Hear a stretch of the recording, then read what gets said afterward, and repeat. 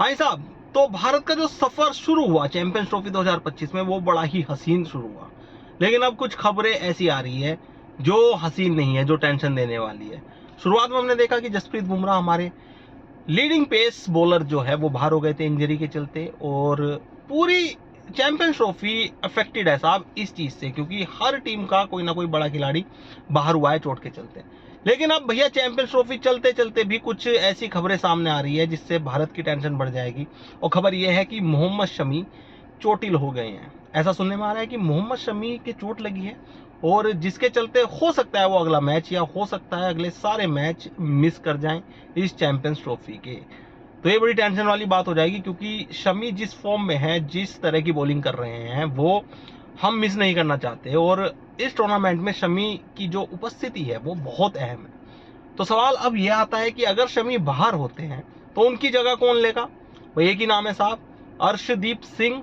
वो ही टीम में आ सकते हैं। बढ़िया बॉलर है, अच्छे बॉलर है, लेकिन सवाल यही है कि जिस तरह की फॉर्म में इस समय शमी है, हमें शमी की जरूरत है इस टीम में। जैसे अब जसप्रीत बुमराह नहीं है इस टीम में, तो एक एक्सपीरियंस बॉलर के तौर पे हमें शमी चाहिए। और शमी के पास वो एक्सपीरियंस, वो काबिलियत, वो टैलेंट है कि वो जसप्रीत बुमराह को रिप्लेस तो नहीं, लेकिन हाँ, उनकी थोड़ी कमी को पूरी कर सकते हैं, और वो कर रहे हैं। तो इससे बड़ा प्रभाव पड़ जाएगा साहब अगर भारत की तरफ से ये फास्ट बॉलर बाहर हुआ ना, तो बहुत ज्यादा प्रभाव पड़ जाएगा, और शायद हमारी टीम बहुत कमजोर पड़ जाएगी। देखिए साहब, न्यूजीलैंड के खिलाफ जो हमारा मैच होने वाला है वो इतना अहम नहीं है, क्योंकि हम पहुंच चुके हैं सेमीफाइनल में, हम भी पहुंच चुके हैं और न्यूजीलैंड भी। तो हो सकता है इस मैच में शमी को आराम दे दिया जाए, और देना भी चाहिए। और अर्शदीप को खिला के उनकी फिटनेस और उनकी फॉर्म की टेस्टिंग भी हो सकती है। तो इस मैच के लिए तो ठीक है, लेकिन अगला जो मैच होगा हमारा सेमीफाइनल होगा, और सेमीफाइनल किससे होगा अभी ये भी डिसाइडेड नहीं है। लेकिन जब भी होगा, हमें अपना पेस अटैक बहुत मजबूत रखना होगा। चाहे अर्शदीप हो, शमी हो, हार्दिक पांड्या हो, या कोई दूसरा बॉलर हो, या हमारे हर्षित राणा हो। भाई फास्ट बॉलर पे बहुत कुछ डिपेंड करेगा। ऐसा नहीं है कि वहां फास्ट बॉलर को बहुत ज्यादा मदद नहीं मिल रही है दुबई में, तो हम सारे फास्ट बॉलर हटा दें। भाई शमी की जगह, मतलब हम समझ नहीं पा रहे हैं कि शमी की रिप्लेसमेंट कैसे होगी अगर शमी बाहर हुए। तो ये बड़ी टेंशन वाली बात है साहब। चैंपियंस ट्रॉफी में हम बड़ा अच्छा कर रहे हैं, बहुत अच्छे जा रहे हैं। अब तो सब फॉर्म में है साहब। रोहित शर्मा, विराट कोहली की फॉर्म का भी कंसर्न खत्म हो गया। बस अब हमारी बॉलिंग फीकी ना पड़ जाए। बैटिंग में हम पूरे मजबूती के साथ आगे बढ़ रहे हैं, लेकिन अब हमें अपनी बॉलिंग कमजोर नहीं होने देनी है। बस शमी रिकवर कर जाएं, और उनको ये चोट जो लगी है वो इतनी ज्यादा ना हो कि वो इसके चलते टूर्नामेंट या मैच मिस कर दें। तो आप क्या राय रखते हैं कि क्या शमी को सच में इतनी चोट लगी है कि वो हो सकता है आने वाले मैच में मिस रहे?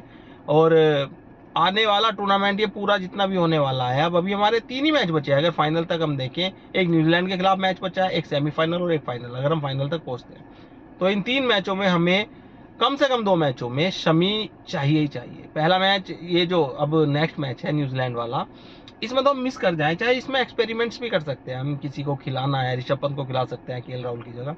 लेकिन भाई अगले जो 2 मैच होंगे वो अहम होंगे, और वो तय करेंगे कि हम चैंपियंस ट्रॉफी जीत रहे हैं या नहीं। तो अगले मैचों के लिए शमी को बचा के रखना चाहिए, और उनकी इस चोट पे बहुत अच्छे से काम करना चाहिए। उस अभी समय है, क्योंकि अगले मैच में ना खिलाइए शमी को, कोई दिक्कत नहीं है।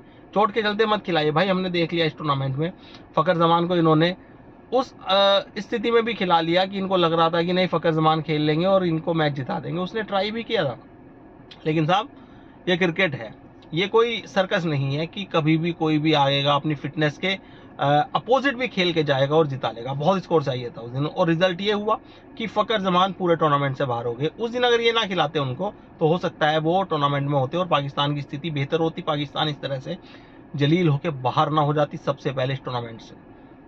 तो भैया शमी को बचा के रखना चाहिए। मैं तो ये अपील करूंगा कि इस मैच में ना खिलाएं, अगले सेमीफाइनल में इनको बचा के रखा जाए, और सेमीफाइनल में इनको पूरी तरह से फिट करके खिलाया जाए।